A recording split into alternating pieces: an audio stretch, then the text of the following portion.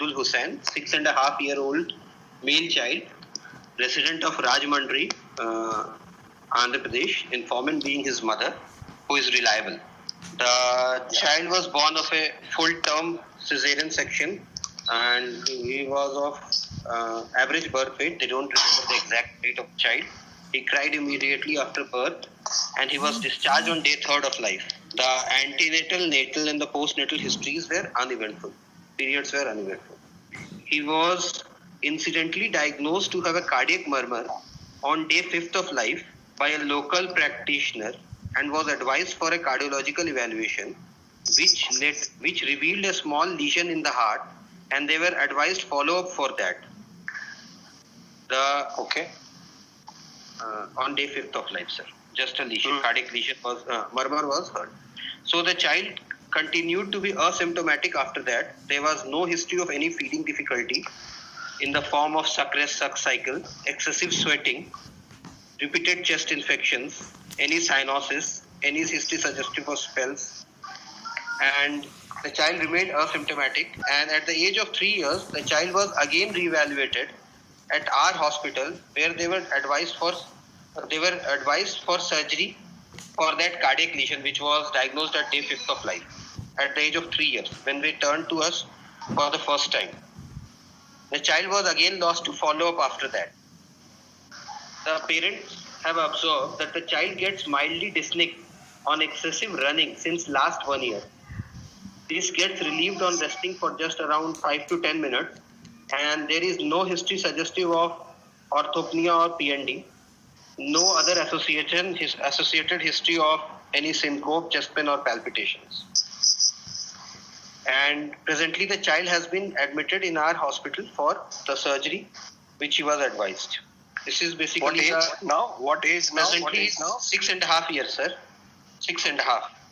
Yes, sir. Okay. So he has been basically asymptomatic, but he was diagnosed of having a cardiac murmur on day 5th of life only, and he has been advised for surgery at the age of 3 by us.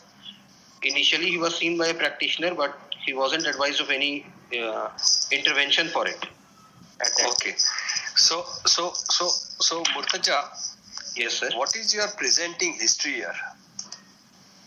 So, actually, the presenting complaint will be like he has been admitted for the surgery, which has the last 1 year he has been dyspneic, sir, which is this is great. Yeah. So, according to so Murtaja, your history presentation should be stating first the chief complaint, correct or not? Yes, sir. Yes. Yeah. Yes, sir. So when you are talking about chief complaint, you are going to talk about at 6.5 years of age, because you have come across this patient at 6.5 years of age, correct or not? Yes. Yes, sir. Okay. Mm-hmm. So your presenting history has to be at that particular age. So the chief complaint has to be at the presenting age when you have interrogated the patient. So your interrogation, as far as this patient is concerned, he's got dyspnea on exertion, correct? Yes, sir. NYHA class about class 3. Class 2 or class 3, yeah? Yes, sir. On minimal, on extreme exertion, he gets that. Exertion, yes. So what I'm trying to say is the history should be at the point, the chief complaint should be when you have intervened with the patient. Right, sir. Okay, sir. Okay. So your history starts with first 6.5 years of age, that this patient came to me with complaints of dyspnea on exertion of NYHA class 2 or 3, whatever you want to say. And at the present moment does not have any of these associated features with the dyspnea on exertion. Then you talk about does not have cyanosis, cyanotic spell, squatting, other things. You can talk about this thing. And the patient does not give any histories at the present moment suggestive of repeated respiratory tract infections. Okay. Then you go on interviewing the patient's mother. I found that the patient had in the past, whatever. That's right. Got it. That is the presentation for the thing. I am not interested in what had happened. I want to know what happened before. Okay. Yes. So your presentation should be at the time when you are interacted with the patient as to what the present complaints are, and then you go back as to what this is, and then you can elaborate stating that the patient also had history by 5 days of birth. He was detected to be having a murmur on routine examination by the pediatrician or the family doctor. Okay. So that we can point out easily. Yes. Okay. So that this is the flow of history you should have. Okay. Got it. And basically this patient doesn't have much complaints as far as his cardiac problem is concerned. Correct or not? Yes, sir. Yes. Okay. Yes. So whatever the condition may be, it is a balanced condition right now in this patient. Of course, sir. Yeah. Whatever it may be, whatever the situation may be. And the very fact that he has been having this problem from day 5 of birth, okay, Yes, sir. and not detected to be having any cyanosis or cyanotic spells over the course of about 5 and 6.5 years, okay, Yes, sir. has not had any progression or any cyanotic history or so. So we presume that this patient has got a balanced situation as far as he is concerned in an acyanotic situation. Yes, sir. Correct or not? Yes. Okay. Yes. So we now are talking about a patient who have presented at birth, maybe 5 days, and he's slowly come to a situation where he is having minimal symptoms. Okay. Yeah. Yes. In an acyanotic state. Yes, sir. Correct? Yes. Okay. So a patient who has come with a minimal symptoms at an acyanotic state at the age of about 4 to 6 years. 6.5 years. Correct? Yes. Yes. Okay. Without any other associated features. None of them. Correct or not? Yes, sir. As per your history. Okay. So Yes, we sir. wait at that particular point as to suggesting that this patient has got a cardiac problem, but it is an acyanotic Condition. Yes, sir. condition. Okay. Yes, sir. And it is a limited condition which is not causing too much of problem as far as the patient's history is concerned. Okay. Yes, sir. So when we talk about acyanotic things, we are talking about basically what in such situations? Sir, in acyanotic. At the back of your mind. So Yes, sir. I'm thinking that the patient is likely to have some shunt. Yeah, shunt, or I can think of. Yeah. Yeah. Since the child is One is the shunt. Yes, sir. One Second is is the shunt. some obstructive lesions or regurgitant lesions. Yes. Regurgitant Yes. lesions. Absolutely. And as Or- the child has. Sorry, sir. Yeah. Shunt is accepted. First thing coming in mind. Okay. Yes, sir. A small shunt, which is Yeah. now the patient is getting admitted for correction of that shunt. That is one possibility. Where the shunt is, we will talk as for the things Yeah. go on. Okay. And as per The the second shunt, sir, thing is, Yeah. As per the shunt, since I have heard the murmur, they have heard the murmur at day 5 of life, I will think Correct. it more to be a obligatory shunt, because like other shunts we will be able to hear those murmurs when the PVR has decreased. So I'll keep a possibility more towards obligatory shunts which are acyanotic. See, when you talk about obligatory shunt, what does it mean? Like those shunts which are not depending on the PVR for their flow. Correct. Like I'm Absolutely. thinking. Absolutely. You are absolutely on the spot that an obligatory shunt is one wherein the murmur will persist in spite of presence of severe pulmonary hypertension. Okay? Or Yes, sir. severe pulmonary obstructive lesion, whatever it may be. Okay? Yes, sir. Obligatory shunt. Alright? Yes. So you have opened a very good Pandora's box. So we will come to that. A Yes, sir. patient who has got a history which is suggestive from the 5th day of life. Okay. Yes, sir. Okay. Now, by and large, the pulmonary vasculature involutes within 48 hours to 72 hours in a normal child. Okay. When it is not overburdened with too much of a flow as Yeah. far as left to right shunt is concerned. That is the Yes. natural history. Yes. Okay. So when you say about obligatory shunt, I am not accepting that. We will come to obligatory shunt later on. Any shunt which is intracardiac shunt, for example, a VSD or a PDA, okay, Okay, sir. okay, or a flow murmur of ASD, but very unlikely to come up at the ASD. So my presentation would be even a patient who has got a small VSD or a PDA can present with murmur at the end of 5 days. Correct or not? Of life. So it doesn't mean that it is an obligatory shunt. Don't make that stent in this. Got it. Obligatory shunt is totally different. Don't put your foot into it. Now I will come back to that obligatory shunt and I'll see how things become difficult for you. Yes. You understand? Right. So when you choose your words, you choose with proper annotations. Okay. Yeah. Now this is a murmur, as I said, you will say that it is a murmur of some left to right shunt occurring, and because it is a small, the patient, you have justified in saying because the patient has not presented with any symptoms over the course of time. He hardly has any symptoms. Okay. Yes. So your shunt, which are intracardiac shunts, okay, Yes, sir. remain first possibility, maybe a VSD, maybe a PDA, and downright ASD also, but little lower down. Okay, because the murmur of ASD to coming up at 4 or 5 days is very unlikely at that particular time right now. Okay, but remains in card. Then you talked about obstructive pathologies. Yes, sir. Correct? Yes. What are the obstructive pathologies? Obstructive pathologies which are not giving him a lot of problems. So what are the obstructive pathologies you are talking about? Obstructive pathologies in the form of LVOT obstruction or RVOT obstruction, which are not severe in intensity. They can be either mild to moderate, sir. That's right. They are likely to be, maybe the patient is having a bicuspid aortic valve. Yes. Or with aortic stenosis, which is not significant enough. Okay. Now it is progressing a little bit over the course of time. Or it can be a valvular pulmonary stenosis, which could be one of the commonest presentations in these patients. Correct or not? Yes, sir. Yeah. So both the RV as well as LV outflow obstruction are one which has to be kept in mind as far as this patient's history is concerned. Now, as you go down, you will come to a diagnosis what it is. Correct? Yes, sir. Correct? Okay. Yes, now I'm going to ask you. I'm just waiting for this obligatory. I mean your obligatory shunt. I will come to that. Remind me. Yes, sir. Okay.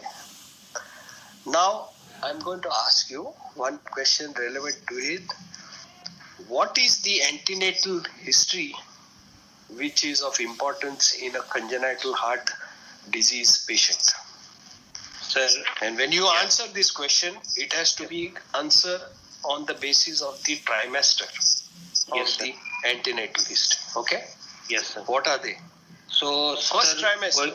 Sir, I'll divide them into, sir, different drugs. I will divide into diseases of the mother, maternal diseases, and maternal drug injections. First of all, we go to the first trimester with maternal diseases.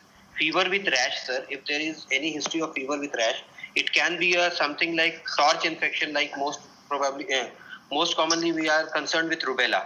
If it is a maternal fever with rash in the first trimester, if it is a rubella, the chances of having congenital rubella syndrome are quite high, sir. Those children can have deformities in the form of congenital deaf mutism, cataract, and heart diseases in the form of PD or PS, sir. We will come to that. Very good. Okay. So first trimester, fever with rash. Okay. Yes. As the presentation could be a rubella. Okay. Yes. We don't know. One. Any other? Second, if there is antenatal... Rubella, by the way, can come into first trimester and early second trimester. Yes. Okay. Yes. Yeah. Second, maternal. Second, we will talk of gestational diabetes mellitus or maternal diabetes mellitus, which was beforehand, sir. So these will also have impact on the children, and they will have, like, TGAs are more commonly found in infants of diabetic mother, and even when you you have to be specific. It is detransposition which are more specific for maternal diabetes, not TGAs, all TGAs. Yeah. DTGAs. Yes. Okay. Yeah. Yes. All right. Then maternal phenylketonuria, if it is present, sir, they can lead to BSD and TOF are the most common anomalies which are associated with it, sir. Yeah. Okay. Yeah. Phenylketonuria. Yes. These are basically inherent problems related to the mother. Okay. Yes, sir. Which are there from before the patient has become pregnant. Yes. All right. As far as Then- first trimester is early second trimester is concerned, is fever with rash. Yes, sir. And even Yeah. maternal SLE in the mother can lead to complete heart block in the neonate. That is absolutely right. If you have a patient who has got SLE, okay, presenting before, of course, the pregnancy, these are the ones who are likely to have two problems. The commonest problem is coming with complete heart block Yes, in sir. these patients, okay, and the other is VSD or an ASD presentations. They have got a little higher incidence of these two, okay, and most of the time when they present with these problems of ASD, VSD, the problems of pulmonary hypertension setting in or non-involution of the pulmonary vasculature is extremely common in babies who are born with congenital heart disease in patients of SLE. You understand what I'm saying? That is the Yes, pulmonary vasculature in these patients is hyperreactive. Yeah. Okay, sir. Yeah. So when a patient presents with congenital heart disease, okay, a child has a congenital heart disease, the situations wherein I think we discussed about this thing. Patients where the pulmonary vasculature will not involute. One is at high altitudes, okay. The second is Down syndrome, and the third is SLE. Yes, sir. Okay. Yes, sir. All right. What other? Sir, other diseases which we can think of, like maternal mumps, they say sometimes, sir.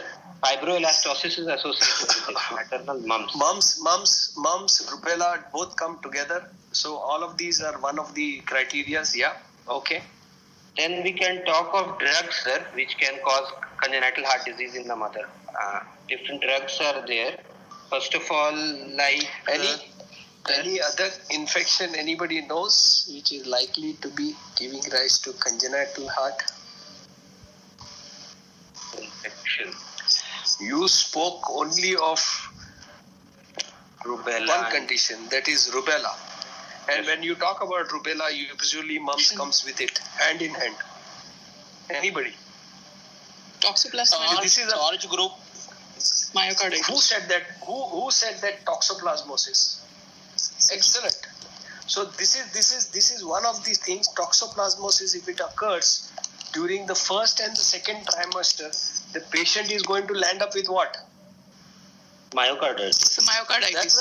That's right. Myocarditis at birth. These are the patients who present with myocarditis at birth. So toxoplasmosis is one of the very, very important things which you have to keep in mind as far as the first trimester and the second trimester, full of second trimester also. Okay? And sometimes the toxoplasmosis can go on to the third trimester also. So this is one disease wherein you can get afflicted with the congenital heart problem right from first, second up to third. Okay? Yes. Toxoplasmosis. Very good, excellent. Okay. So now when you talk about drugs, okay? Yes. Now most of the drugs which are supposed to be teratogenic as far as cardiovascular system is concerned, their ingestion is related to the first and the second trimester. Correct? Yes. Okay? Most of them. Yeah. Right? Murtaja. Yes, So sir. now you are going to tell me the drugs. Yes, sir. Sir, first drug which we like is lithium, which can lead to Epstein's anomaly. See. Murtaja. When you answer a question, you must remember the categorization of the drugs. Okay. Understood, sir. Yeah. You understood what I'm trying to say? Mm-hmm. Yes, sir. How many categorizations are there of the drugs as far as teratogenicity is concerned? Sir, there are I'm four talking categories. only about cardiac teratogenesis. Sir, there Yeah. are total 4 categories which are there, sir. Yeah. They are category A, B, C, and X. A, B, and C usually we consider not the X one. So usually 1, 2, and 3 category. Yes. Okay. yes, sir. Which is the one which comes into the A category? A categories are those drugs. Two in which, drugs. Sir, Two drugs. sir, chloroquine. First about you said lithium, no? Hello? Lithium will, yes, sir. Sir, A, Yeah, B, and C lithium. will be like what my understanding is, sir, A, B, and C are like classes in which, like, A are those drugs which are absolutely safe during pregnancy because human experiments have been done in them. No, we are talking about Okay. the other way around. A1 is the one which is definitely going to be associated with teratogenic effect as far as the heart is concerned. Okay. Okay. B is the one, those are probable. C are, those are which have got a +2 points in that. Possibility remains high on card of getting that. C is the one are probable. We don't know whether they will give rise to teratogenicity or not. Got Okay. your point. Okay. Yes, I got 1, 2, and 3. Now, what are the ones which come in the most likelihood of giving problem? One is lithium. Lithium is Lithium. there, sir. Lithium Yes. comes with what? Lithium comes with Epstein's anomaly, sir. That's right, Epstein's anomaly. Very good. What about the other drug? Which was Sir, once used, not now used. thalidomide was one. That's right, one- thalidomide. Yes, sir. Thalidomide. Thalidomide was used for what? It was used for vomiting in pregnancy, sir. First trimester vomiting. Hyperemesis. Usually was used for it was used as an anti-emetic drugs, and this is the one which gave rise to a lot of problems during the thing. Okay, the thalidomide in the first A group. Yes, sir.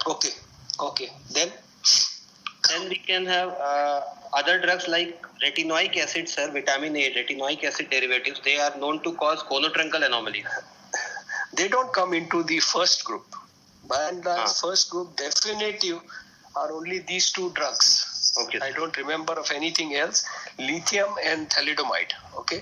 Okay. They are the one, if you have administered during the first trimester, there is a very, very high likelihood of the patient coming up with cardiac anomaly, the child. Okay.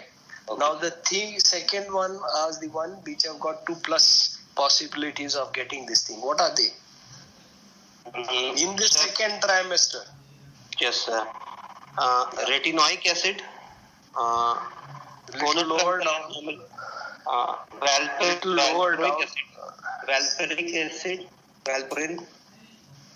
Valproic acid, lower down. Yes, possible they are there, all of them. What about the one which are commonly used? Mm. Phenytoin. Phenytoin is also known to cause Yes, phenytoin sodium. When it is Phenytoin, given yes. as an anti-epileptic drug Yes, for sir. the patient. Okay. Yes, It has sir. got a 2. It has got a class 2. Okay. Okay, sir. Any other? Maternal alcohol ingestion and smoking, sir, are also known to cause. Usually they are all through the trimester. They can give rise to cardiomyopathy and situations or congenital heart disease, but the association is not definitive. Okay. Okay. Alcohol. Okay. What about the Vitamin K other antagonist. antihistaminics? Antihistaminics. Yes, sir. Antihistaminics. Okay. Okay, sir. Okay. Now, Yes. Murtaza, you tell me which is the antihistaminic which has got the possibility of having cardiac problem. I'm not sure, but Anybody? If anybody tells me, otherwise I'm going to ask you to find out again. Which is the antihistaminic which has got the highest possibility? I'm not saying the highest possibility, the possibility of having, or it is not advocated during pregnancy. Antihistaminic. Nobody knows. So fine. Murtaza, one more Yes, for sir. you today. yes, sir. Okay. And Yes, then you come to the C, which are supposed to be possible things which can give rise to congenital this thing. What are they? Then here comes the other things like your alcohol. Okay. Then Okay. which other drugs? Which other drugs? Alcohol, Particularly patients who have undergone surgery for a valve replacement. Okay, warfarin, sir. Warfarin. Okay, that is Yes. why warfarin usually comes in the second and the third Yeah. trimester. It is not given during Yes. the second and the third. Okay. First trimester, there is, by and large, usually people don't understand but don't realize that they are pregnant by the first trimester, and they continue taking warfarin. Okay, so Yes. warfarin is also teratogenic as far as drug related to cardiac thing is concerned. Okay, Okay, sir. warfarin by and large does not show any correlation with a specific cardiac anomaly. Okay, it is only a teratogenic drug which is included in the categories as far as cardiovascular drugs is concerned. Okay, all right. Okay. Yes. Okay, very good. Okay, so we talked about antenatal. The patient doesn't have any antenatal history of any problems coming up, correct? Yes, sir. Now, Murtaja, you tell me what is the difference, what is the categorization of a patient wherein you are going to make a diagnosis of a rubella syndrome in the child? Yes, sir. One, two, three, four, you tell me. Sir, first of all, the children who are having congenital rubella syndrome, sir, they will be Yeah. they will have triad of three symptoms. There is something called congenital rubella syndrome. There is something called extended rubella syndrome, sir. We'll come to extended later. First, tell me. So for congenital rubella syndrome, the triad has, sir, congenital deaf mutism. He will have sensory neural deafness. He will have congenital cataract, sir, and he will have cardiovascular anomalies, which includes PDA and peripheral PS, sir. And Okay. these are the things. And the chances of having rubella varies between the 3 trimesters, sir. It is transmission to the fetus. It also varies according to the 3 trimesters. And Yeah. Usually highest during the first and the second. yes, sir. Yes, sir. And later on it goes. Okay, there are three you rightly said. One related to the CNS system. Okay, first one. Yes, That sir. is your deafness. Okay, and MR, MR, yes, sir. mental retardation. Yes, sir. So mental retardation has to be included as the first criteria. Mental retardation with deafness. Then comes your cataract, and the third one is pulmonary stenosis. Okay. Yes, sir. And PDS. Okay, correct. Yes. You're right. Now, what is the specific things of pulmonary stenosis in these patients? Sir, the specific things, there is some clinical specific in ECG also, sir. First of all, No, I'm talking only of specificity Yeah. as far as anatomy is concerned. okay, these patients will have, sir, dysplastic valves, and the post-stenotic dilatation is not present in these cases. By and large, these patients do not have the tendency to have a dysplastic valve. Okay, by and large, no.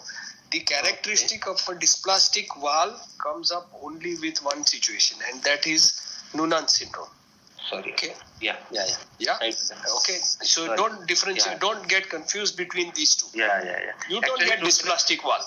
You Yeah. get valvular pulmonary stenosis in these patients. Yes. The valve is not dysplastic in this thing. Yeah, they might be having it. Now, the peculiarity of this pulmonary stenosis is that almost 2/3 of them will have associated peripheral pulmonary artery branch stenosis. Yes, sir. Yeah. Okay. Yes. This is the hallmark criteria of a patient who has got a cardiovascular problem in a patient who is diagnosed as a congenital rubella syndrome. Very good. Yes, sir. Peripheral. So PS coming with peripheral pulmonary artery branch stenosis. First diagnosis is rubella. Second diagnosis is Noonan syndrome. Okay. All right. Yes. There, of course, the clinical features are totally different, or you may get a PDA. Come Yeah. to the extended rubella. Sir, in the extended rubella, sir, they will have additional features along with this. They will have additional features in the form of, they will be IUGR, short stretches Yeah. will be there. They will have They usually have what is called as the skeletal problems. Okay. yes, sir. Musculoskeletal problems. They usually have, as you rightly said, they have intrauterine growth retardation, and they have usually have what you call it, hyperextensible joints and other things. Musculoskeletal problems related to that, along with the most important feature of congenital rubella syndrome of two features: the mental retardation with and without deafness with a cataract. Yes. Okay. Yes, sir. This is the extended which was accepted into the criteria. When was the extended rubella syndrome added to congenital rubella syndrome? Not sure, sir. Not sure, or you don't know? I don't know. Anybody?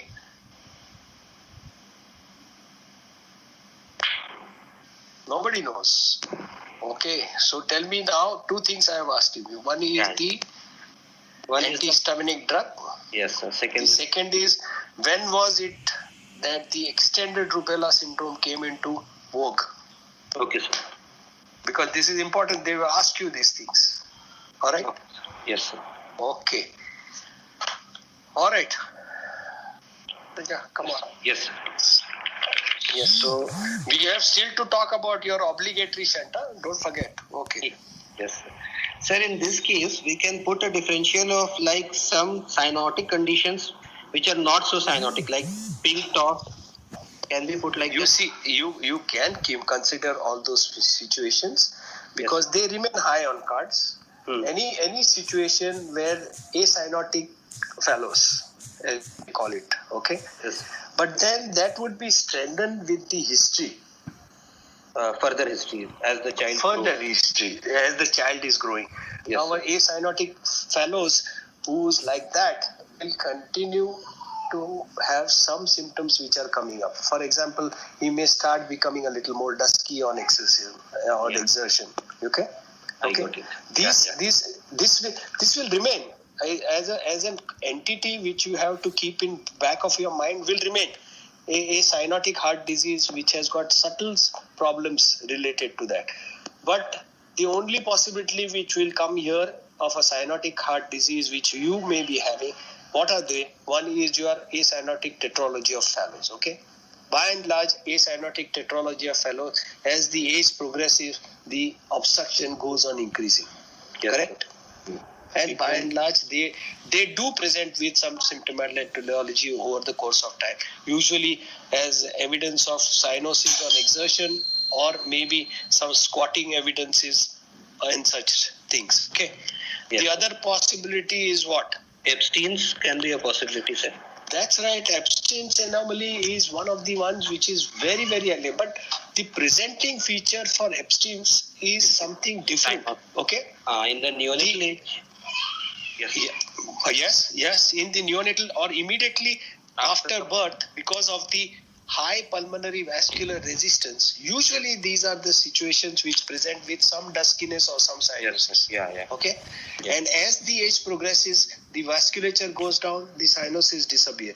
So this is one of the differential diagnoses where there is cyanosis at birth, which disappears after few days to reappear again later on in life. Okay.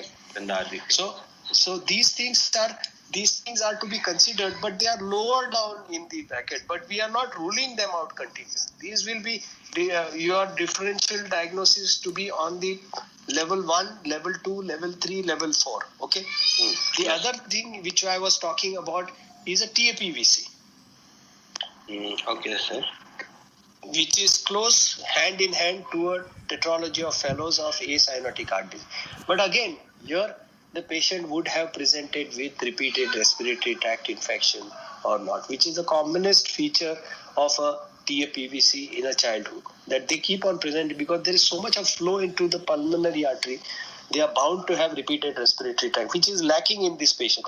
So these things are kept in the back of mind, but very low on cards as far as your patient is concerned. Okay. Yes, sir. But sir, TAPVC will present more with features suggestive of pulmonary venous congestion. Pulmonary venous congestions. Yes. Hello. Pulmonary venous congestions. They are That not is an obstructive type. They are not Even pulmonary venous congestions. They are basically pulmonary plethora. So all features of pulmonary plethora, like for example interruption of feeding, repeated respiratory tract infections. Okay, these are features. Pulmonary hypertension is not a feature of a classical TAPVC. Okay, that feature comes up only in those two situations, which is supracardiac is extremely rare, intracardiac yes, and the infradiaphragmatic yes, very high on cards. So if you have the Scimitar syndromes, then the venous congestion is the main presenting features in these patients. Okay? Okay, sir. Yeah. All right. Okay. So go ahead. So, yes, sir. I'll go ahead with the examination findings, sir. Yeah, please. On examination, the child... Tell only the positive findings as far as the general examination is concerned. Okay, sir. I'll tell the vitals, sir. His pulse rate is 92 per minute. It is regular rhythmic, normal in volume and character. All peripheral pulses are palpable, no radial or radiofemoral delay. In the vitals, respiratory rate is fine, 18 per minute, regular. Blood pressure is 106/70 in the right arm, in the supine position. And How much is it? Sorry? 106/70, sir. 106/70 in the right arm supine position. And it is within 10 mm of Hg in all the four limbs, sir. Okay. The saturation is 95% in all the four limbs, and which on exertion reduced to 90% in all the... 1 minute. 1 minute. 100. Sir. Hello? Yeah, Yes. tell me.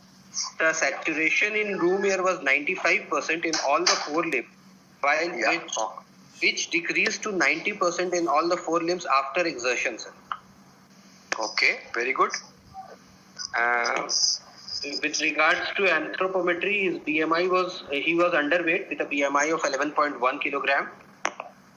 There was no obvious cyanosis, clubbing, or planar express lymphadenopathy. No craniofacial. No cyanosis at rest.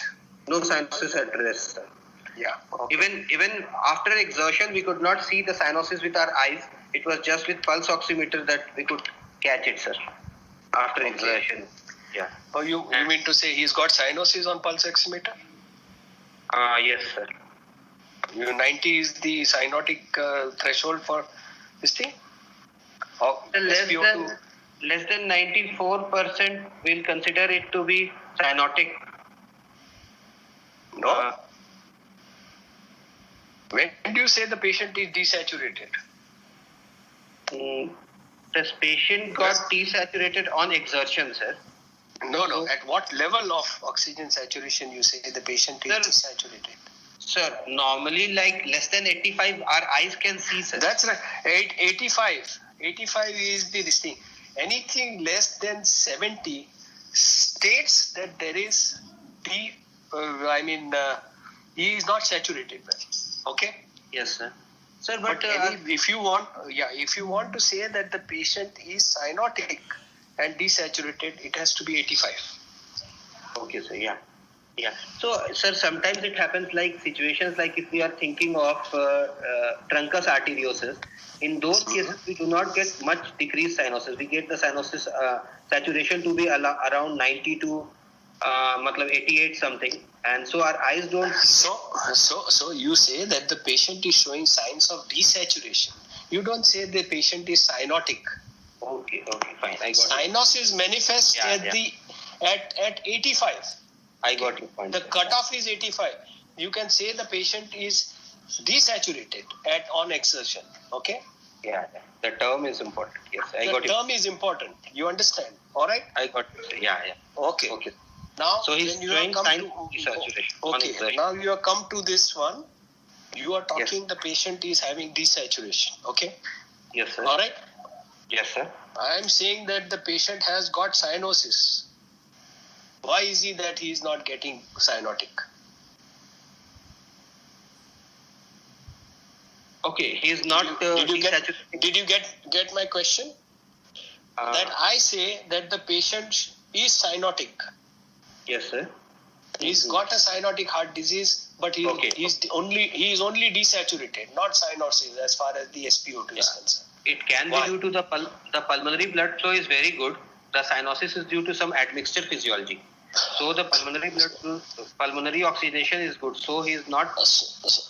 So one thing is that the RV outflow obstruction which is there is not significant severe. enough, Yeah. okay, Yeah. to Yes. cause a significant right to left shunt during exertion. Okay, one thing, correct? Yes. The second thing is what? That in spite of the patient having significant Multiple RV collaterals. outflow obstruction, that's right, he's Collateral. having multiple collaterals, maybe in the form of MAPCA or Yes. maybe in the form of a PDA, okay, right? Yes. Yes, sir. Third cause. What is the third cause? Common in India. He is living in high altitude. Yeah, Anemia, sir. that's Anemia, right. sir. Anemia, where the hemoglobin is low. Okay. Yeah. Yeah. So you should have a hemoglobin which is at least 10 grams in the Yeah. child to manifest with regular cyanosis. Yes, sir. Okay. Yeah. Yeah. That means a desaturated stage where the SpO2 is less than 85. You got it? Yes, sir. So these are the things which you will have to keep in mind. So in a cyanotic heart disease, what I am trying to imply to you is that you must make a mention whether the patient appears Pale or anemic, not. anemic or not. Okay, Yes. you may not be able to make the thing because most of the cyanotic children have a congested conjunctiva. Polycythemia. Okay. Yeah. Yeah, no, that is polycythemic. There we are not talking about poly. Otherwise, also patient who are anemic also and a patient who is cyanotic, there is congestion of the conjunctiva. So to make a diagnosis of anemia is very difficult. Okay. Yes. So you can. This is a theoretical thing which will tell you that whether the patient, if you get signs of anemia, yes, you are on the plus side in a patient. Okay. Yes, sir. So these are the things which you say that when the patient is having an SpO2 of 90, you say that he is desaturated. Yes. Okay. So make the terminology very specific. All right. Yes. Okay. Go ahead. There is no craniofacial dysmorphism. The JVP, the mean column is 6 centimeters above the sternal angle of Louis. So it is elevated with prominent V waves. V waves are prominent than A waves in this case. Okay. All right. Examination of the precordium. Pectus carinate. So are you telling me there is no other wave? Only V wave is there? V wave is more prominent than A waves. A waves are there, sir, but V is So more say that A wave also is there. Don't say that Yes. only V wave is there. Okay. Okay. V is more Yeah. prominent. On examination of the precordium, pectus carinatum is present. All the quadrants of chest are moving well with respiration. There is no precordial bulge and normal precordial activity. Apex is present in the 5th intercostal space at the mid-clavicular line. It is in continuation with left parasternum with lateral retraction suggestive of RV type of apex, sir. Okay. Yes. Okay. There is grade 1 parasternal pulsations present. Epigastric pulsations are present. There is a systolic thrill in the left sternal border in 2nd, 3rd and 4th left intercostal spaces. Left intercostal space, 2nd, 3rd and 4th intercostal spaces. There are no pulsations in the neck or back. There are no scarred sinuses, dilated veins or pigmentation. Okay. First thing is Murtaja. Yes, sir. I do not believe your finding of thrill which you are getting in this patient. Okay. Why am I saying that? You said that the patient has got pectus carinatum. Yes, sir. Yeah. Okay. Yes. Pectus carinatum is what? It's a pigeon-shaped chest. Pigeon chest. Yeah. The sternum is anterior. Yeah. It is deformed and it is anterior. Okay. Yes. Yes. In such situations, to get a thrill which is extending from the 2nd, 3rd and 4th intercostal space is highly improbable in a deformed chest. Yeah. Okay, sir. He's got a deformed chest, isn't it? So when you have such situations, you modify your statement. Last time also, you make some alterations in the thing that the patient will start. The examiner will start doubting your findings. stating that he knows that you know what is the diagnosis. Mm. You understand? Got your point. Yeah. Yeah. So in a patient who has got, you can say that the thrill, I don't say that the thrill is not palpable. It must be palpable, but you say it is limited to the second or the third intercostal space. Okay. Don't go to low down. Okay. In a pectus carinatum patient. All right. Yeah. The second thing is your apex beat is in the fifth intercostal space inside the mid clavicular line. Yeah. Okay. Just Again. Yeah. Again, in a patient who has got a chest deformity, it does not correlate well with the cardiac size. Okay? Yes. All right. Yeah. Yes. So that statement has to. So you can say that in spite of the chest deformity, I am feeling the apex beat in the left fifth intercostal space in the midclavicular. That addition has to be there. We should highlight that point. Yeah, Okay. because in case if you want to wriggle out of the situation, Yeah. you have something at the back of your hand. You understand? I got it. Yeah. Okay. All right. Okay. Yes. Now the other thing is you are talking that the patient has got epigastric pulsations. Yes. All right. Yes, sir. Lot of epigastric pulsations, and you are saying that the patient has got a V wave. All right. Yes, sir. So what are you implying on these two situations? I'm implying that right heart failure signs are there, sir. We are getting TR, V waves due to TR. So there is significant right ventricular activity, correct? Okay. Yes, sir. So you have to make a negative point here that I am not able to feel any parasternal activity. Okay. Now, because there is a right ventricular overload situation here, because of the TR and the right ventricular activity with the epigastric pulsation, you would have expected the right parasternal activity to be there, correct or not? Now, why are you saying that you are making an impression to the examiner that I am looking for enlargement or hyperactivity of the right-sided ventricle, correct? Yes, sir. Which I am not getting because the patient has got pectus carinatum. Okay. Yes. But this is an important negative point which you have to mention. Okay. That I am not getting any parasternal activity or heave in this patient. Yes, sir. Okay. All right. Yes. Because yes. other features which you are showing signs that there is significant right ventricular activity with TR. Yes, sir. Okay. Okay, sir. Yeah. Okay. So go on to the findings now of your cardiovascular examination. Further on percussion, the liver dullness is in the fifth right intercostal space, upper border. Not interested. You just tell me what is the important percussion findings is the situs. Okay. Yeah. The situs is solitus, sir, according to that. And the second left intercostal space is dull on percussion, sir. Yeah. Okay.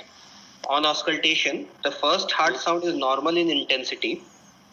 I could not hear any of the components of second heart sound, neither A2 nor P2. They are not present, but I could not hear. Even on peripheral auscultation going towards the periphery, I could not hear.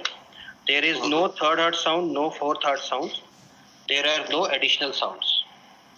With regards to murmur, there are two murmurs, sir.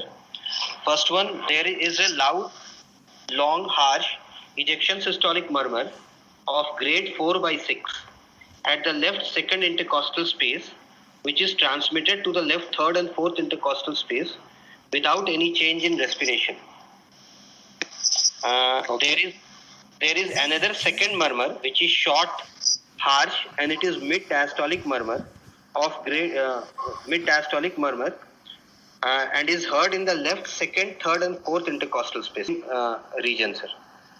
Basically, first is a systolic murmur, which is very harsh, long, and loud, with an intensity of 4/6 in second, third, and fourth intercostal spaces. Second is a short, harsh, mid-diastolic murmur. There is a distinct gap between the two murmurs, sir. And it is heard in the same location of second, third, and fourth intercostal spaces. Thus, these murmurs gives a impression of to and fro quality, sir. with a distinct gap between the two. There is no question of to and fro murmur here. Okay? Okay, sir. Because you are talking about a mid-diastolic murmur and Yes, you are sir. talking about an ejection systolic murmur. So there is a distinct gap between the Two. diastolic murmur and the systolic murmur. So don't talk about to and fro murmur here. Okay, for to and fro murmur, we should always think of, sir, pansystolic with Either a pan-systolic or a late systolic murmur with an early Early diastolic diastolic. murmur. Okay? That I will got be coming as to and fro. This is not to and fro murmur. I got it. You are getting distinct two murmurs mid-diastolic as per you. I am not talking about what Yes, is sir. fine. Yes, sir. All right? Okay. Okay. So now you put all these things together. Tell me, how are you going to put all these things? Now, Yes. when you talk about the second heart sound, I told you so many times. Did I tell you or not? When you have a congenital heart disease patient, okay, Yes, sir. most important finding as far as clinical auscultatory examination is concerned is first and most important is the second heart sound. Yeah. It's the window to the heart. You say that you take 5 minutes, totally 5 minutes out of your 30 minutes or 7 minutes or 8 minutes only on auscultating the second heart sound. Alright? Yes, sir. You are telling me that the second heart sound is absent, correct? Yeah. Yes, sir. Okay? Yes. Now when you talk about an absent second heart sound, completely absent second heart sound, wherein you are not hearing the pulmonary component, not you are hearing the aortic component.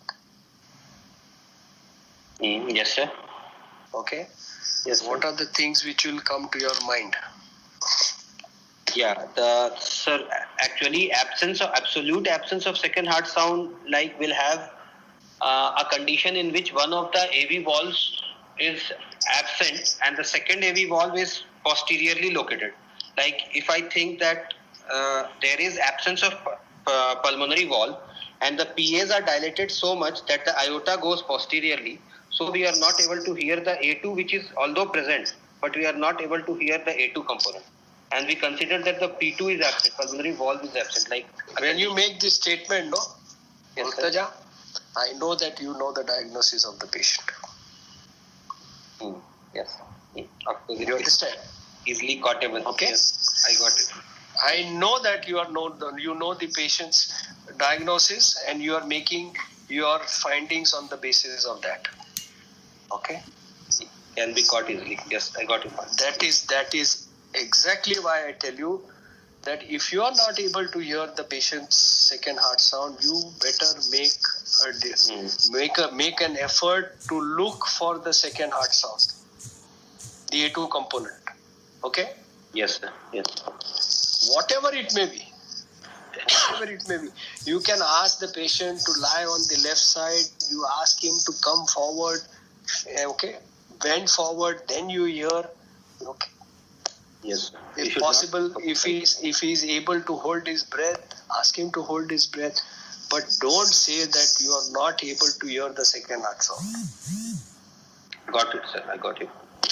You understand? Yes, sir. When you talk about such situation, that means I know that you are totally knowing about the case details. Okay? Yes, yeah.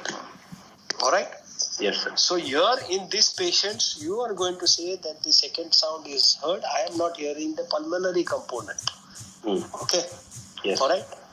So one thing is that one. The second thing is what I told you about the thrill in the patient who is aorta pectus. Yeah. The third thing is you have told on JVP and on the basis of your palpation that there is right ventricular activity and there is significant tricuspid regurgitation. Okay? Yes, sir. Correct or not? Yes. Yes. So what has happened to your murmur of tricuspid regurgitation? I could not hear, sir. I looked for it, but I could not get it. Maybe because of Now- the harsh systolic component, which is coming down to up to the fourth intercostal space, and due to the pectus which is there in this, I might be missing that murmur of tricuspid stenosis. Tricuspid regurgitation. Yes, tricuspid regurgitation. That is one point of it. Okay. Yes, sir. Now, the other point, I am trying to tell you what are you missing out on the examination. Okay. Yeah. Yes, sir. The third thing is you are talking about a patient who has got a murmur, mid-diastolic murmur. Yes. You got talking about a significant tricuspid regurgitation in this patient. Yes. Yeah. Yeah. And you are talking that there are no extra sounds heard. Mm. Correct? Yes, sir. What would you have expected as far as the extra sounds are concerned in this patient? You are talking about a V wave which is there, which is prominent. He's got a 6 centimeter JVP which is raised. He's got a prominent V wave. He's got RV pulsations. What would you expect to find? S3. 3, sir. S3. RV S3. That's why the RVS3, you would have expected to find. Yeah. So, certain things are missing, obviously missing from your examination. One is your thrill, as I said, on the palpation. The second Yes, thing sir. is, as I told you, the second heart sound. Okay. Yeah. Yes, sir. The third thing is your TR. And Yeah. the fourth thing is the extra sound, RVS3 sound. Correct? Got it. Yes, sir. They are missing, totally missing into here. Okay. Yeah. Correct or not? Yes. Now we keep this aside, and now you tell me on the basis of this particular examination, what is your diagnosis? So, with these findings, Are you coming to a diagnosis or are you coming to a differential diagnosis?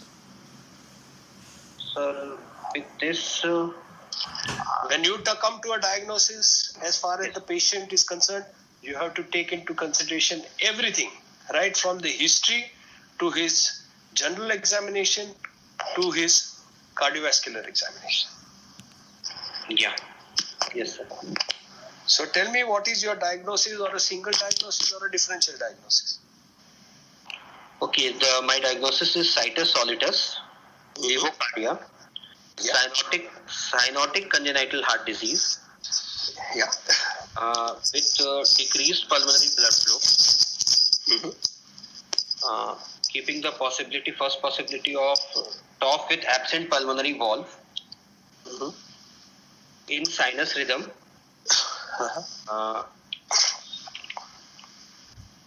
presently in in sinus rhythm with features suggestive of right heart failure, no signs of infective endocarditis. Okay. And sir, actually, with this saturation of 90%, with this saturation of 90%, I could keep like other diagnosis, other differentials also. Like, tell me, you are giving me the differential diagnosis. One is absent pulmonary valve, you said. Yeah, VSD with AR is also a possibility, sir. Small VSD with AR. But all like this VSD will produce a pansystolic murmur and the AR will have a early diastolic murmur. With this will be the differential on the basis of exclusively on murmur. But other features I won't be able to explain, like my raised JVP and my epigastric pulsations. You will be able to talk about the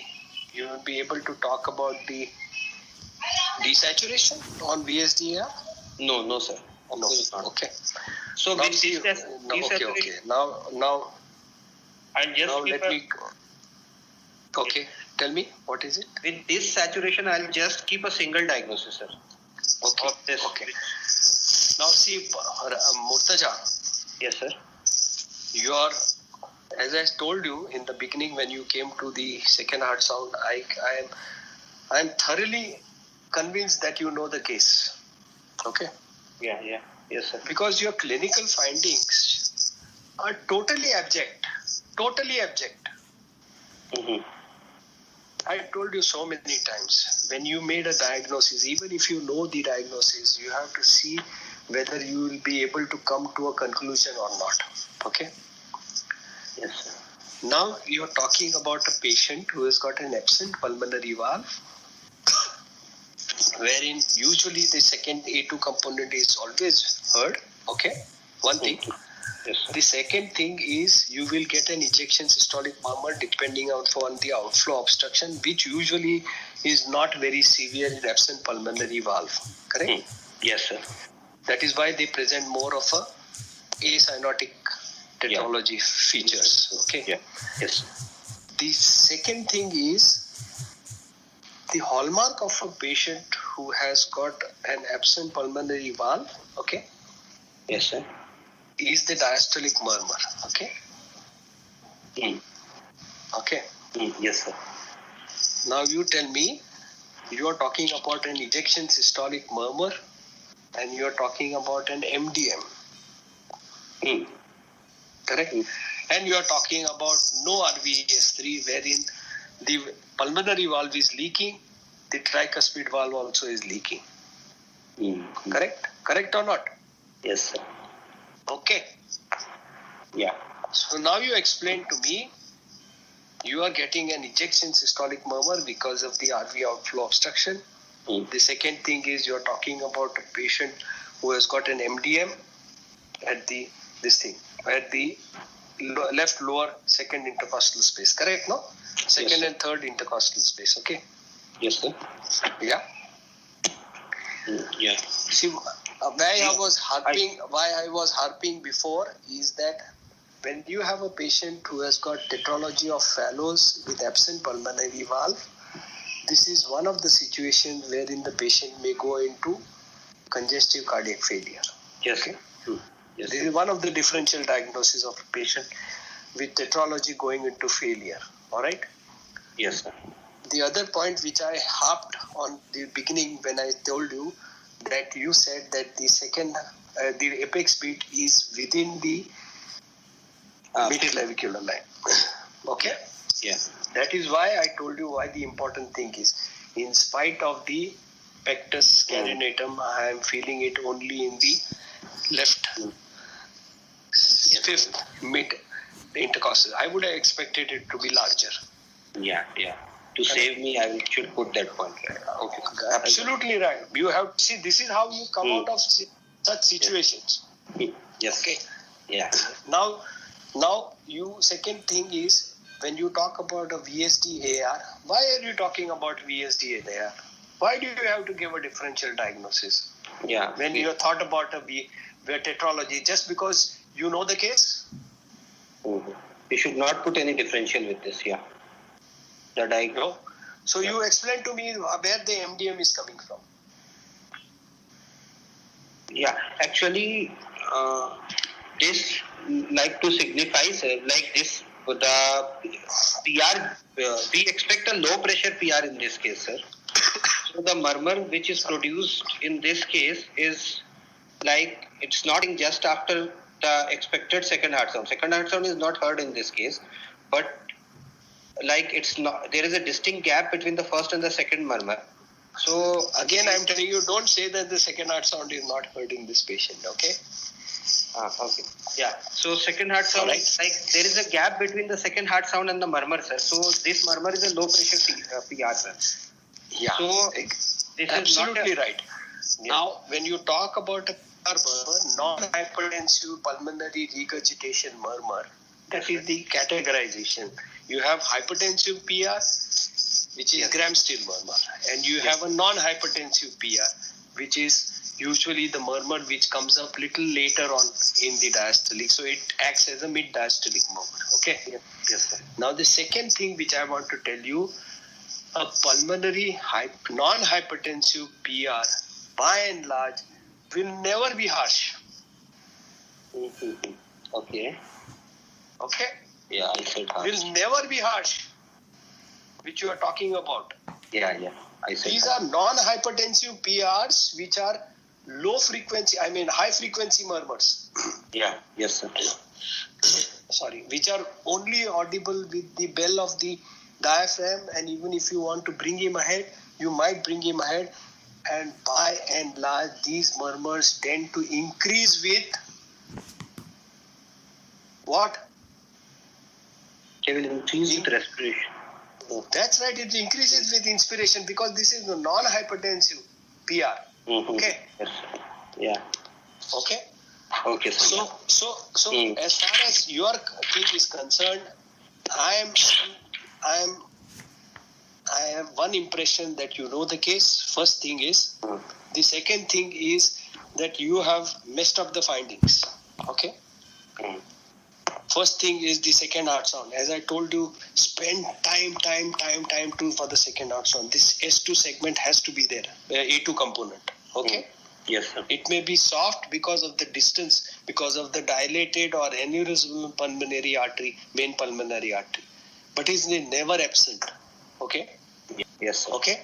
Yeah. The second thing is when you are talking about two regurgitant lesion, where is your RVS3? Of course, it has to be there. I'm missing. It has to be there.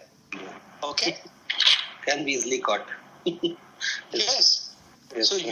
what I'm trying to say is that as an examiner, I'm understanding that you are trying to manipulate things here. Yes, sir. Yeah. Okay. Yes, sir. So if you know the case, it is all right, but you have to see how smart you are going to be to see that these are going to be fit into your case. Okay. Yes. So when you say about this RVS3, if you are not hearing it very well, but you put it as a negative finding, that because the murmur is so harsh, I am not able to appreciate whether I am hearing an RVS3 or not. Any S3 for that matter. First thing, you won't be able to make out if you are not hearing the S3 whether it is RV or LVS3. Okay. Yeah. Yeah. So Yes, sir. this negative finding has to be important. The second thing is you have to say that because the murmur is so harsh of the ejection systolic murmur heard from it's grade 4, correct? Your ejection systolic murmur is grade 4, no? It's associated with thrill. Correct? Yes, sir. You told me, no, it is grade 4 associated with thrill. Yes, sir. Yeah. Mm-hmm. So the murmur is so loud that I am not able to hear the TR murmur also, tricuspid. I am not able to appreciate any other systolic murmur in the examination. Okay? Yes, I got it. Yeah. So That's what I am safe. trying to tell you is that you are keeping your avenues open, that in case if somebody asks you, like I asked you, where is the TR murmur? So you have said, sir, here the murmur is so harsh that I am not able to appreciate the TR murmur. Okay? Yes, sir. I got it. You got it, no? Yeah, I got it. Yeah. So now there are certain discrepancy as far as this particular patient is concerned, as far as his history is concerned. One thing is, when we talk about acyanotic fellows, you may have a patient. There are two entities of a patient of acyanotic fellows which may present maybe with the classical tetralogy or a patient with absent pulmonary valve situation.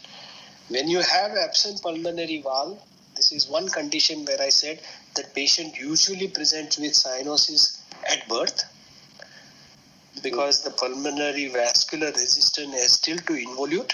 Okay. Yeah. And as the pressure involutes, the patient starts getting the signs of murmur on the clinical examination, and the cyanosis usually disappears as the blood flow increases. Okay? Yes, sir. And later on in life, it recurs again because of what? As the RV fails, sir. There are two aspects to this. One is that usually in an absent pulmonary valve, you must remember that the obstruction is at the valvular level. It is never subvalvular. Yes, sir. Okay. It is at the valvular level. Yeah. It is at the valvular level. It's a ring problem. Okay. Yes, sir. And by and large, the level at which the RV outflow obstruction increases it is exceedingly slow as far as absent pulmonary valve is concerned. Okay, means it takes years together for the valve ring to become smaller and smaller for the obstruction to increase. So when the patient manifests later on in life with symptoms of cyanosis, there are two reasons. One is the RV failure, okay, Yes, sir. volume overload, and the second is the stenosis at the ring level, which may progress. Okay.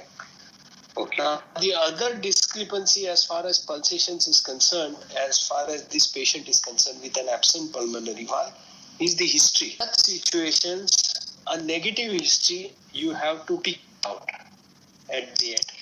So you have to say that the patient did not have any signs of stridor or Okay. breathing difficulties. Why?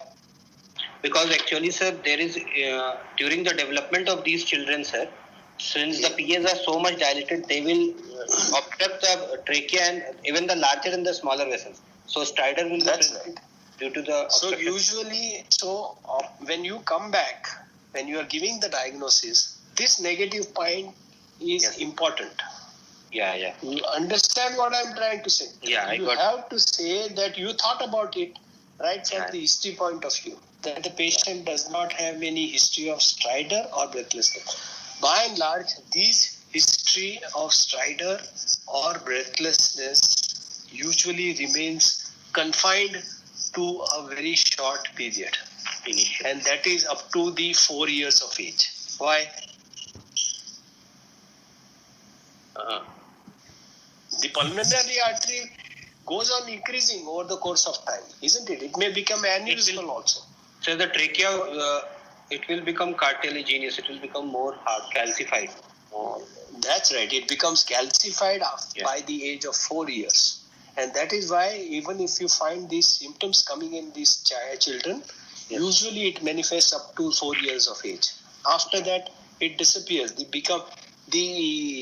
trachea and the early bronchi tend to become rigid structures, and the pulmonary artery is not able to compress onto them. Okay? Yes, sir. Yes. All right. Okay.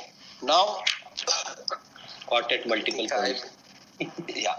I think what you do now is you give me the. I will talk about obligatory shunt next time. Just tell me. It's a Yes. very important thing. Yes, You sir. must know about this obligatory shunt. So I have asked you two things. One is to Sir, aid what? the Antihistaminic. antihistaminics. And second is, sir, I'll take a X-ray, sir, first to see, like, as I am considering my diagnosis of, like, I expect cardiomegaly and plethora in this case. Plethora.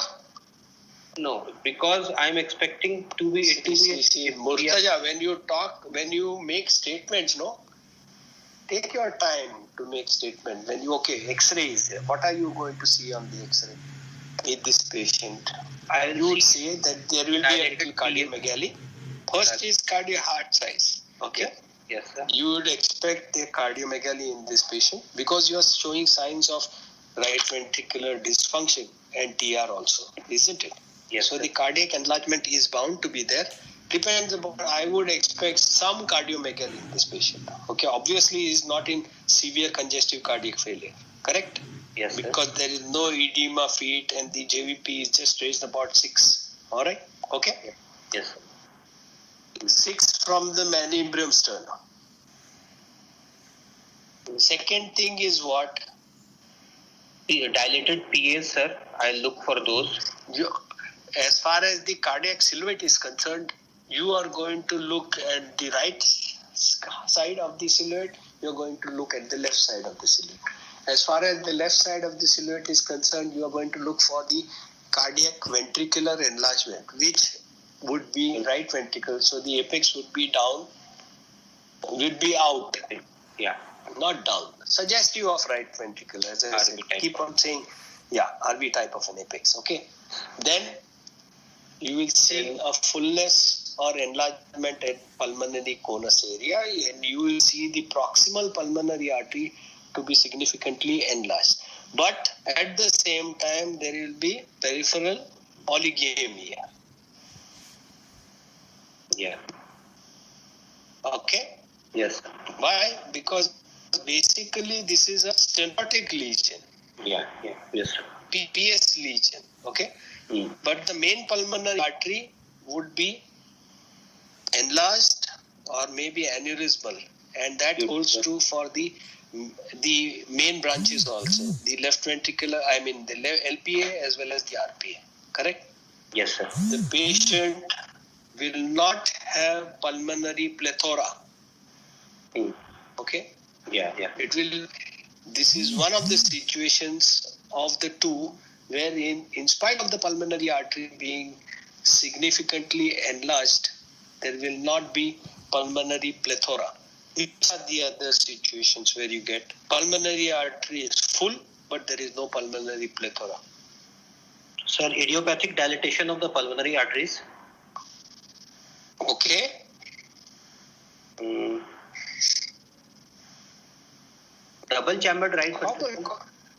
Forget about double chamber right ventricle. Pulmonary artery we are talking. Eisenmenger, sir. Eisenmenger's, no? Eisenmengerization. Pulmonary artery conus is very prominent and large. Main pulmonary artery and the main branches are enlarged, but there is peripheral proning. Correct? Yeah. Yes, sir. Mm. The other situations where the pulmonary artery will be enlarged significantly is shunts, but then they will have pulmonary plethora most of the time. Okay? Mm. Yes. All right. And the third situation is truncus arteriosus. Okay? The type 1A. Okay? Yes, sir. Wherein the main pulmonary artery arises from the truncus. Yeah. Yes. Now, as I said, in such situation, the pulmonary arterial pressure usually does not involute in these patients. Pulmonary vasculature, does Yes. not involve. So they manifest with pulmonary hypertension right from the day one.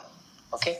So such situation, it is like a side by side of an Eisenmenger situation where you get the pulmonary conus prominent and no pulmonary plethora. Only MPA and the RPA may be prominent in this situation. So three situations. Okay. Yes, sir. To get pulmonary stenosis in truncus is extremely rare. It is only in about 2% of the patients. All right? Yes. Okay. Yes. Okay, so you see a large dilated, I can see that now. Yeah. Yes. Large dilated main pulmonary artery. Okay. Yes, sir. All right. And you see the RPA. Yeah. And the aortic conus is on the left side, aortic knuckle rather is on the left side. So it looks to be a left aortic arch in this patient, correct? So if you want to confirm whether it is a left aortic arch or a right aortic arch, what will you do? Sir, we see the indentation on the trachea, sir. If it is Very good. One. One. And this is the thing which is not. We don't do it now. Of course. In our time, they used to do it. Okay. And this is particularly so in patients who have got coarctation of aorta. Okay, in coarctation. That you do what is called as the barium swallow. Yeah. Sign of 3, sir. Sign of inverted E sign. Yes. If you get an inverted E sign, which is because of the indentation of the pre-stenotic and the post-stenotic segment in the coarcted segment, if you give an barium swallow, then it tells you about that particular thing. Or if you want to be certain which side this arch is, then you will get an indentation of the arch onto the left side. Okay? Yes. Of the conus. All right, good. So it's a dilated pulmonary artery and the main branches. I can see that RPA also is quite dilated. Yeah. And the other thing which is very prominent is the RA enlargement. Yes. When you see the RA enlargement, significant RA enlargement. Yeah? Yes, sir. Okay? RA is enlarged. Yeah. So it fits into the diagnosis of a tetralogy of Fallot with an absent pulmonary valve with severe TR. What? Yes, with TR, with significant TR, with early signs of right ventricular volume overload. Volume overload. Okay. Yes. Okay. All right. Go ahead. ECG, sir. This is the 4-channel 12-lead ECG of this I don't patient. see it. Sir. Are you showing it? Yeah, I'm showing it, sir. You can't see it, sir. No, I can't. I can see only the X-ray. Now I got the X-ray bus. That's all. Now, sir. No, anyway, you tell us. What is it? Yes. Yeah. Can you see now, sir? So you Okay, you don't tell me the ECG. Okay, sir. You tell me, what do you expect in this patient? Yes, sir. The ECG in a tetralogy with absent pulmonary valve. Yeah. Sir, in a tetralogy with absent pulmonary valve, I expect, first of all, right axis deviation should be there, sir. With clockwise looping. Yeah, clockwise rotation. Yeah, okay. I expect the right atrium to be dilated, sir, in this case. Yeah. Yes. Yeah, the usual feature of... I am more interested in the right ventricle. Yeah. In the right ventricle, the usual feature, like in top, which we get is sudden transition from V1 to V2. Sudden appearance of this feature is not found. Early transition. Yeah. This early transition is not found classically in this case, sir. And we expect, what we expect in this case is... In this case, because he's got a absent pulmonary valve, the feature of early transition is never there in these patients of tetralogy with absent pulmonary valve. I don't expect that. You will not get it. The second thing is you tend to get a complete right bundle branch block and wide complex RBBB because it suggests that there is a volume overload pattern in these patients. Okay? Yes, sir. Yes. All right? Yes, sir. So most of the time you will get features suggestive of a right bundle branch block with no transition in these patients. Yes. No transition. Yes, sir. And usually because the RV is so dilated that you will not get a transition at all in these patients. You understand what I'm trying to say? Got it. That from the RBBB pattern to the RV potential, the RV potential will go right through up to the V4, V5, V6. Okay. Monophasic R waves will be there in all these. I don't know what is showing on the ECG here. Sir, can you see the ECG now, sir?